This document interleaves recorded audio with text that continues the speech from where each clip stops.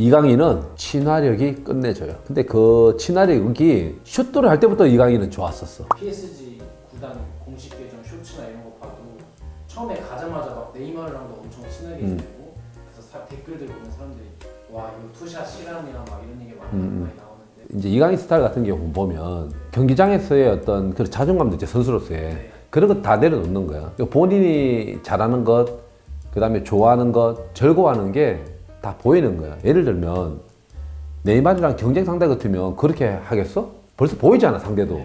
얘가 나를 경계하는구나, 나를 미워하는구나, 나하고의 어떤 뭐 라이벌 관계 있나? 이런 건데 전혀 그런 거 없잖아. 그래서 귀염성 있게 다가가면서 형 동생 지내면서 스스럼 없는 거야.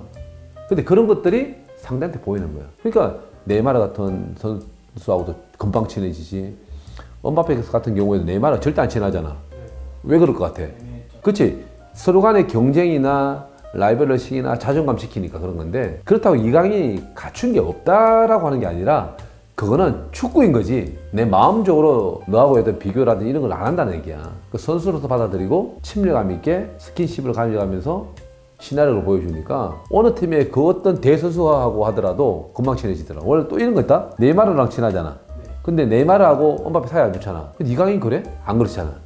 이강인의 그 경기장이나 생활이나 모든 면을 보이는 그 자체가 순수하고 착하게 잘 하고 있으니까 상대가 그걸 다 받아들이는 거예요. 이제 그러다 보면 게임을 뛰는 데 있어서도 잘했다 그러고 골 넣게 되면 같이 하고 축구해주고 이런 것들 다 영상에서 보이는 거예요. 그러니까 인스타 올라오는 거 보면 엄바페도 댓글 달고 동료 선수들도 재미있게 또 해주고 이런 것들이 되니까 대한민국 국민들도 이강인 선수에 대한 생각이 PSG에서 잘 적응하고 있고 또 엄바페나 등등의 선수들도 잘해주니까 또 어떻게 되냐면 또 역으로 대한민국 팬들이 또 이제 엄바페한테 가가지고 좋아하는 거예요.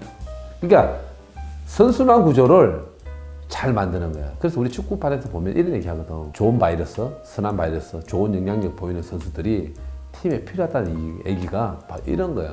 챔스에서도 골 넣고 그 리강 베스트 11에도 선정되고 음바페한테 그 미친 아웃프런트 패스 또 왼발 슛으로 골 넣고 이강인이 진짜 가자마자 이렇게 엄청난 활약을 보여주고 있는데 그런 것들 어떻게 이강인 선수 가지고 있는 장점이 네.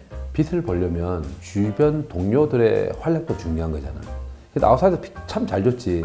근데 그게 음바페가 아니었으면 성공할 수 있을까라고 생각한다면 이강인 선수의 좋은 패스 있었지만 음바페의 개인 능력이 이강인 선수의 그 패스를 돋보이게 더 만들어준 거 아니야. 근데 이강인 선수도 고마운데 음바페도 좋은 거야. 왜? 본인이 출발했는데 공이 와야 되는데 안 오고 옵사이드 되는 거야. 짜증 확 나는데 타이밍이 딱 나오는 거야. 그러니까 지금 음바페는 이강인이 기워 죽는 거야. 왜? 내가 뛸 때마다 이강인이 줄만한 딱 생각하면 주니까. 얼마나 좋아. 이런 선수가 옆에 있으면 공격도 잘 맞나. 지금 음바페가 제대로 만난 거야. 근데 네이마르 같았으면 줬을까? 가다 접어가지고 본인이 가져갔을 거거든. 이런 게 보이는 거야. 그리고 또 이강인이 그 돋보이게 되는 거는 볼키핑하고 동작을 만들고 들어가는 타이밍이 우리가 봤을 때 저게 돼야 하는 건데도 이강인을 만든단 말이야.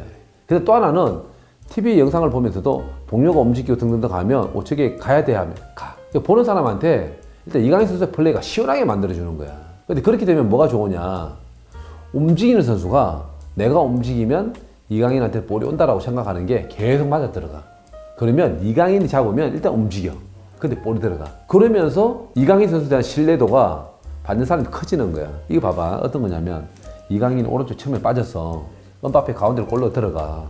근데 이강인 선수가 가지고 있는 장면이 슈팅도 때려도 되고 크로스도 줘야 돼. 슈팅 때려서. 근데 이게 안 들어갔어. 반대쪽 음바페가 이렇게 할 수 있는 거 아니야. 날 주면 끝나는데. 근데 이렇게 되는 거하고 이강인 선수가 반대로 측면에 들어가서 내줬는데 못 넣었어. 그래도 음바페는 이강인한테 최고 그럴 거야. 넣으면 이강인이한테 가가지고 고맙다 그럴 테고. 근데 이강인은 분위기를 만들어주는 패스를 한다는 거야. 핵심 포인트 여기야. 이강인은 연습이나 훈련이나 전체 분위기에서도 친화력 있는 모습, 인상 등등등 하지만 경기에서도 친화력 있는 플레이를 보여주고 있는 거야. 상대가 돋보일 수 있는 패스를 넣어주는 거야.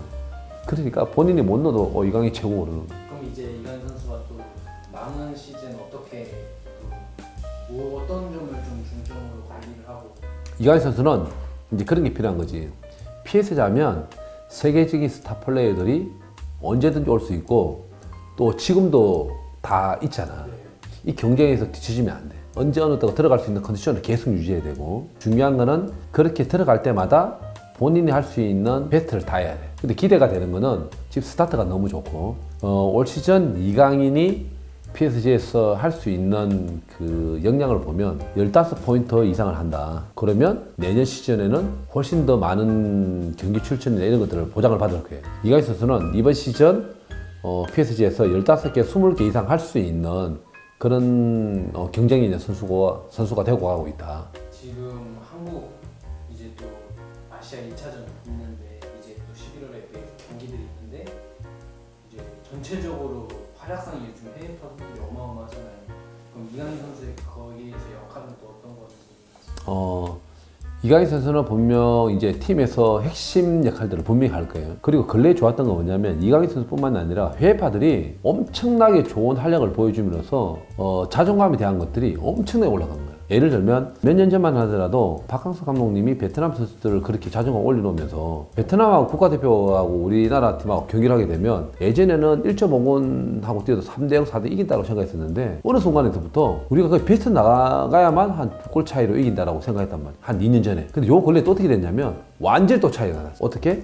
이강인, 손흥민, 그 다음에 황희찬, 그 다음에 정우영, 그 다음에 김민재 등등등 해가지고 확 올라가다 보니까 자존감이 생기다 보니까 이제는 넘사벽이 돼버리는 거야. 지금 이제는 뭐냐면 근래 한일전 게임에서 일본한테 대한민국이 많이 졌던 건 사실이에요. 그러니까 지금부터면 결과는 어떻게 될지 모르겠지만 대한민국이 가지고 있는 개개인의 능력치와 지금의 어떤 그런 포션에 봤을 때는 일본도 이제 쉽지 않은 거야. 이 새로운 판이 또 열릴 거야. 왜냐면 일본과 대한민국은 엎치락뒤치락하면서 왔는데 일본이 좀 앞서갈 때가 있었고 대한민국이 또 앞서갈 때 있었는데 지금 이제는 또 박빙이다. 근래 일본이 엄청나게 좋아졌는데 어쨌든 전체적인 스타 플레이의 어떤 그런 무게감을 봤을 때는 대한민국도 만만치 않고 핵심적인 네임밸류를 따지자면 몇몇은 훨씬 더 앞서가고 있기 때문에 일본의 전체와 대한민국 몇몇 선수의 어떤 그런 레인업이 딱 하면 몸값이 맞춰지는 거예요. 그래서 이런 역할들 누가 하고 있냐?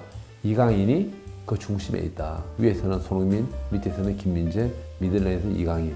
또 요즘 또 황희찬 또 잘해주고 있으니까 야 이번에 만약에 아시안컵 결승에서 일본이랑 만나면 정말 재밌는 경기가 될 것 같아요. 그때는 꼭 라이브 하도록 하겠습니다. 아마 예전에 볼 수 없었던 정말 긴장감 있는 재미난 경기 또 양 팀이 가지고 있는 장점과 또 플레이와 개개인의 능력들을 보실 수 있을 겁니다. 정말 기대돼요. 결승전 아니더라도 아시안컵에서 한일전 꼭 한번 했으면 좋겠어요.